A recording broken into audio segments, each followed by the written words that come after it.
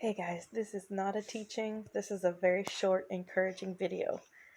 If you're wondering why I'm always sitting on this couch when I'm talking to you, it's because it's the only time I get a quiet moment when my son is asleep. So, my son is asleep right now in my lap. I do not sleep train my kids. I do not put them alone to sleep. None of my kids were sleep trained. And I'm perfectly fine with that. And so, okay, I know that today is October 31st. And some of us are discouraged that we're still here because the Lord did not take us on one of the feast days, but that's okay. His coming is imminent. It is still very, very close. There's a few reasons why I want to encourage you and let you know that his coming is imminent. One, because the picture of Boaz and Ruth is a picture of the Gentile bride. She's a Gentile bride that's married by a kinsman redeemer, and he is Jewish. And so Chuck Missler has an amazing teaching on that. Just go look up Chuck Missler's teaching on Ruth. Sorry, my dog Gia is freaking out because she heard a helicopter outside, and she hates helicopters. So Chuck Missler has a great teaching on that. So that's a picture of Christ and the Gentile bride, and they get married at the very end of the harvest. So, the barley's in, the wheat is in. After it's all bundled and ready to go, that's when they get married. So we're just finishing up the harvest season right now. Today is the last day of the harvest season or the summer season in Israel. So it could be really any day now, if you're looking at the picture of Boaz and Ruth. Okay. Second reason why is because Halloween, this time of year, is also the anniversary of the flood. Why do you think that Satan chose this day to celebrate death? And then we have the Day of the Dead, and we have countless cultures all over the world that celebrate massive death at around this time. Well, it's because Satan knows what he's celebrating. He's celebrating mass casualties. He loves death. And so I think it's highly significant that at about this time is when the flood happened. And so I do think that that's prophetic, and the Lord could fulfill that pattern and destroy the world again at the same time. Okay, so that's reason number 2. Reason number 3, I'm just going to add this on there. I still believe 2021 has to be the year because T.W. Tramms did an excellent post about one of the parables of the fig tree that was barren, and that they gave it 3 more years to see if it would produce fruit, and then on the 4th year it was cut down. Okay, well, if you look at Israel, it had 70 years. That's the lower limit of a generation. After Israel turned 70, then it had 3 years to see if it would produce any fruit, and then on the 4th year it would be cut down. So that post was really prophetic. I will tag that in the description box now that I know how to do that.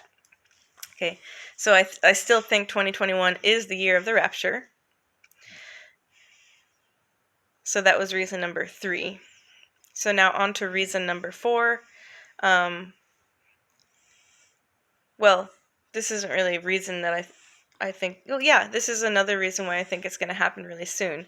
I mean, it could happen tonight, but I am looking at High Watch for the 4th, which is only pretty much 4 days away. Why on the 4th? Well, the 4th is a new moon, and I have always felt like the moon cycles are hugely prophetic. I've always felt like the Lord could return on a full moon or a new moon. So we have a new moon on the 4th, which is when the moon is completely what's the word I'm thinking of? Concealed. I'm so sorry for all the interruptions. My dogs are acting crazy, and I'm determined not to stop since I already started. Okay, so in the Bible, in Song of Solomon, when the bridegroom is speaking, he compares his Shulamite bride to the moon. Look at Song of Solomon chapter 6, verse 10. Who is this that looks down like the dawn, fair and beautiful as the full moon? So he's comparing the beauty of his bride to the beauty of the full moon. So if the moon is the bride, maybe we're going home on the day when the moon is completely hidden. The bride of Christ is going to be hidden. She's going to be taken out of here. And my friend that I shared that with, he said, yeah, it also reminds me of the thief in the night coming when it's dark, when no one is aware. So it could be any moment now, but I certainly do think that the 4th is a big candidate. I just think that this whole season right now is prophetic since it's the very end of the harvest season, and that's when Boaz and Ruth got married, and it's also somewhat around this time is when the flood happened the first time. It's really hard to pin the exact date. Some people are saying it's at the end of November, some people say November 6th. It doesn't matter to me because we're going to be surprised. And that's why I also don't like to 100% like pin it on a date because nobody knows the day or the hour. We just know the season and we know it's imminent. So I just wanted to encourage you guys, don't be discouraged. Yes, we're still here. It has been a long wait. We have surpassed so many dates. You know, we've surpassed so many dates that other people told us to be high watching for. And I don't want to be one of those people that gives false hope. But I do know that it's right in front of us. And another thing is that the vaccine mandates for the next level down, the 5 to 11-year-olds, it's coming quickly. They keep passing whatever they need to pass through. There's one more thing that needs to get cleared, and that's like the recommendation of who should get it in that group. So there's like one more thing that needs to be passed by the FDA, and then it'll be rolled out for these kids. And I think that the Lord is not going to allow kids to suffer. He's just not. I think that the Lord is so done with the innocent suffering. The babies being slaughtered in the womb due to abortion, and then now the babies dying, you know, babies who moms didn't intend to kill, but they took the advice of their doctor, and now we have tons of stillborns. So now they're going to start harming kids. And I think that the Lord is done, and I think that he's going to protect the children. That's his nature. He always pays attention to the innocent.